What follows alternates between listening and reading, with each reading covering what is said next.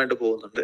അപ്പോ ദൈവവിശ്വാസം ചോദ്യം ചെയ്ത് അതെങ്ങാനും ഇല്ലാതായ സ്വന്തം കംഫർട്ടിനെ ബാധിക്കും. അപ്പൊ അതുകൊണ്ട് എനിക്ക് കേൾക്കണ്ട ഒരു ഫൗണ്ടേഷൻ ഇല്ലാണ്ടായി പോകണം. അങ്ങനെ അതൊരു ഈ ദൈവവിശ്വാസം ഇല്ലാതാകുമ്പോൾ നമുക്ക് കുറച്ചുകൂടെ ഒരു ഇൻഡിപെൻഡൻസ് ആണ് വരുന്നത്.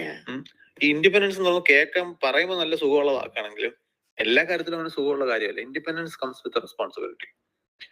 ദൈവം അനുഗ്രഹം ഇല്ലാത്തോണ്ട് തോറ്റു എന്ന് പറയുന്നതും നേരെ പഠിക്കാത്തോണ്ട് തോറ്റു എന്ന് പറയുന്നതിൽ ഏതാണ് നമുക്ക് കംഫർട്ട്? ദൈവം ഇല്ല അനുഗ്രഹം കുറഞ്ഞു പോയതുകൊണ്ട് തോറ്റു എന്ന് പറയുന്നതാണ് കംഫർട്ട്. നമുക്ക് ഉത്തരവാദിത്തം വേറൊരാൾക്ക് കൊടുത്തിട്ട് നമുക്കൊന്ന് സ്വസ്ഥമായിട്ടിരിക്കും. മറ്റേ അതല്ല, ഞാൻ പഠിക്കാത്തോണ്ടാണെന്ന് പറയുമ്പോഴത്തേക്കും ഡിസ്കംഫർട്ട് ഉണ്ട്. അപ്പം അങ്ങനെ ഉത്തരവാദിത്ത പ്രശ്നങ്ങളുണ്ട്. നിങ്ങളൊരു അടിമയാണെങ്കിൽ കുറെ ഗുണങ്ങളുണ്ട്. ഇപ്പൊ നിങ്ങളൊരു മുതലാളിയുടെ അടിമയാണ്, മുതലാളിയുടെ കടത്തിന്റെ ഉത്തരവാദിത്തം നിങ്ങൾക്ക് വരൂല അല്ലേ? അല്ല, മുതലാളിയുടെ അസിസ്റ്റന്റ് ആണെങ്കിൽ ഉത്തരവാദിത്തം വരും. നിങ്ങൾ പണിയെടുക്കാത്തോണ്ട് കൂടിയാണെന്ന്. അടിമയാണെങ്കിൽ മുതലാളി പറയുന്നതേ ഞാൻ ചെയ്തിട്ടുള്ളൂ. അടിമയാണല്ലോ. അപ്പൊ ഞാൻ പറഞ്ഞു, അടിമത്വം കേൾക്കുമ്പോൾ മോശമായിട്ട് തോന്നുമെങ്കിലും അടിമയായിട്ടിരിക്കുന്നതിന് ഇങ്ങനെ ചെറിയ ചില ഗുണങ്ങളും ഉണ്ട്. അപ്പൊ നമുക്ക് നമ്മുടെ കൺട്രോളിലല്ല ഇതൊന്നും. വേറൊരു കക്ഷി ഇതൊക്കെ ചെയ്യാണെന്ന് തീരുമാനിച്ചാൽ നമുക്ക് ഉത്തരവാദിത്വം കുറയും. പക്ഷെ അതുകൊണ്ട് പ്രത്യേകിച്ച് കാര്യമൊന്നുമില്ല. ഡീൽ ചെയ്യേണ്ടത് നമ്മൾ തന്നെയാണ്. മറ്റേത് അറ്റ്ലീസ്റ്റ് മുതലാളി ഒരു റിയൽ സംഗതിയാണ്.